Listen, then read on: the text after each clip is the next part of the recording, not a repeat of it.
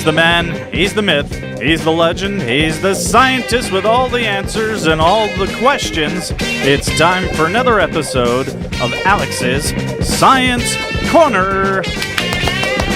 Oh, thank you. No, thank you. Oh, please, thank you.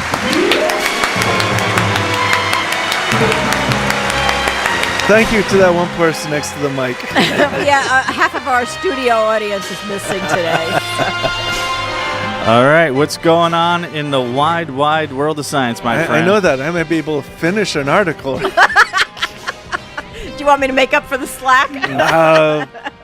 We'll see how it goes. I mean, because I'm hyped up on caffeine right now. I'm glad to help. Science interrupt us. All right. Disorder. Yeah, we'll talk about that in a psychology article sometime next week or week after. First up is they think they've found the world's oldest fossils. And they're not in here? Oh, yes. Thank you. My sides. I can't breathe. Oh. We were thinking it at the same time. Yes, we were. All right, back to the story. So researchers in Canada believe they found the oldest fossils. They're dating to 3.7 billion years old. That's the earliest they could be. They might be even older than that. And how many years? 3.7 billion years. Billion. Yeah, the Earth is 4.5 billion years old. Okay. So they're finding life at that age, which is a pretty short time from the time that the Earth formed to the time that that they're finding the first evidences of life. And these are biological indicators for single-celled animals, and they're found in layers of rock that were formed from undersea smokers or thermal vents. You may see pictures of modern ones on certain websites or from certain oceanographic sources. You'll see these smokers, and it's like smoke billowing out of these plumes. There's a lot of bacteria that live around those plumes. And what they're finding is plumes from 3.7 billion years old have the same evidences of life that these plumes now show. So they're saying that they found that these plumes that were around that time had single-celled organisms around them at that time. Do they think the single-cell organisms that are around today around smoke plumes are similar? Very similar in nature. Okay. And that's how, because they're seeing a lot of the same structures in that old rock that they see that are forming around plumes now, okay, from the biological organisms. So, and they're seeing a lot of the minerals forming that the organisms form, and the putrefaction signs that are left in the structures. They're seeing all of that in the rock. And so they're saying that it looks like the earliest life forms formed around these thermal vents around the Earth, which is a big step to trying to figure out how life started to come about on the Earth after the Earth cooled and water started to form. So that's a really big step towards finding the formation of life. Is there steam in these smoke plumes? It's not steam. The water is so hot that it would be steam, except it's under such great pressure that it still stays as very hot water. Okay. A lot of that water is coming up out of the vents.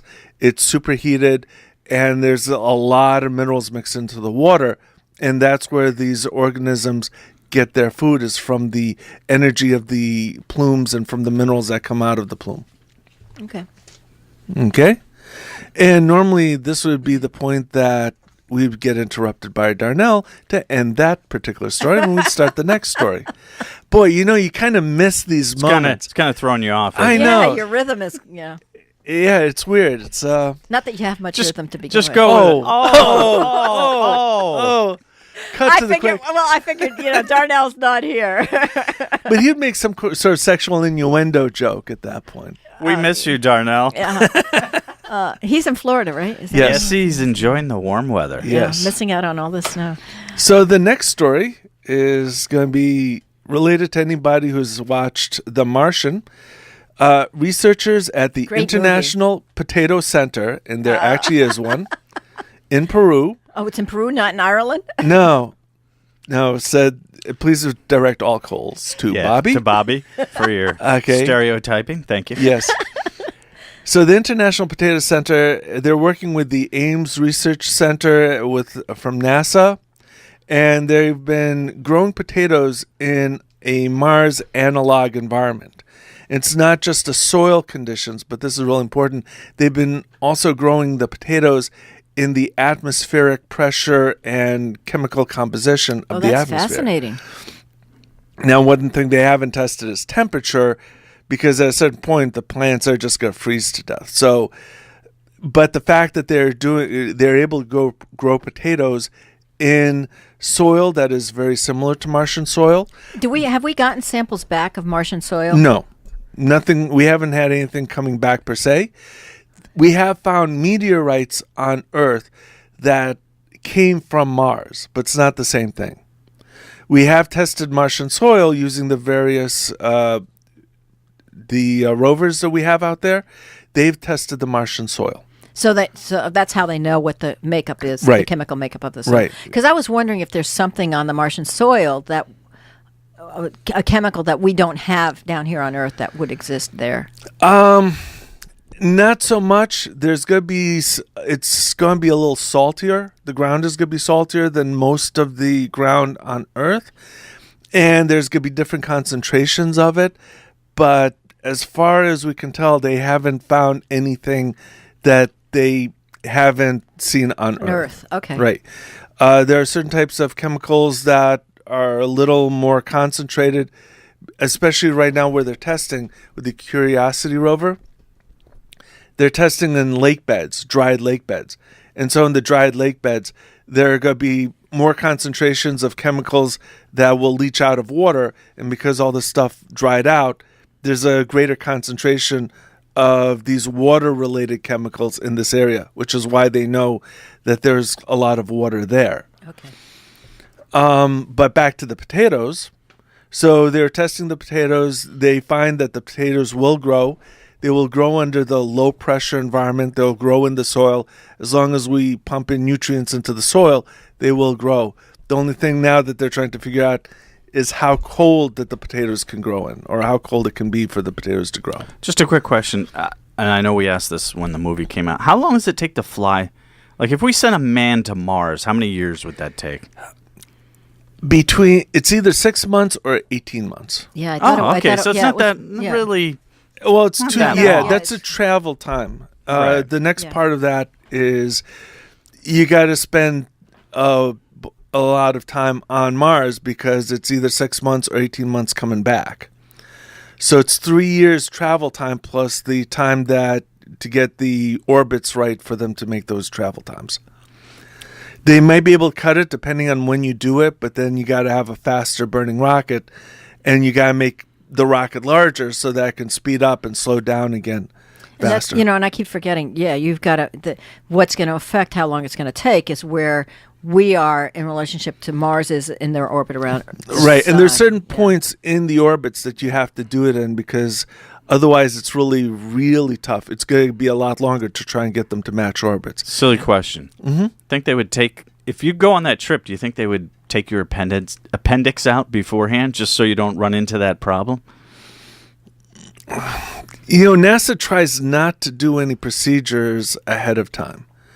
The reason is because, you're cutting into somebody that is healthy right now. I wonder if you'd be picked because you don't say you had your appendix removed years before. Would that make you a better candidate? I don't know. I don't know. I'm just thinking of health things that could arise that would really screw you over if you're on a 3-year trip. That's why they have bones on the trip. That's why. That's Star Trek. I know it's They Star would Trek, take. but that's why you have a doctor on the trip. I wonder how many people would go on the trip. I know that the International Space Station right now, they have people, all the astronauts have to be trained at least as a EMT medical technician level, in addition to all their other personal training, because, again, you're not going to get back to Earth to a real doctor really No, fast. if you have a heart Right, attack, right. you're screwed. Right. Unless they've got some meds that they're not sharing with the open public to counteract. Well, no, it's- you're screwed. You're not screwed, but you're going to have a tough time. I mean, for example, when I had my heart attack, had I not been to a doctor real fast, I would have lived, but I would have been debilitated for a long time after that. So it may be serious, but you may still survive. But again, when you're talking about that amount of time, medical stuff will just happen, or I know, medical stuff I know. happens. So. I'm just thinking. Throwing that out there. Oh, yeah. So I'm sure that they would probably have, as a larger team, they probably have one of the people as a actual medical doctor or surgeon. Yeah, so. that makes sense to me. I'm grinning over here because I keep thinking of the movie The Martian, and I keep thinking of what fertilizer he used. If you've seen the movie, And I it don't is think good Brian hasn't. Well, let's did see. they- How many other animals are on the planet? Well, he actually none? took the packets because they freeze dried the human excrement, and Right. that's what he used as his fertilizer. So, what are they using in Peru as their fertilizer? They didn't say they're saying it was using nutrients, and I'm expecting that they're trying to design it so it's not this is what we have to do with an emergency. This is if we set up a greenhouse on Mars, what should we environment? send? What Yeah. we should send up there? Yeah, All right. Final thoughts. Bobby. Never mind. Now, of course. Now, this is the point where Darnell would say something about having sex with a space potato. All right. Alex is intent on wrecking his own segment. I know. So it's time to wrap it up. Do you have any questions about these science issues or anything else science related? Alex would be more than happy to take your call right now at 203 837 99. 24.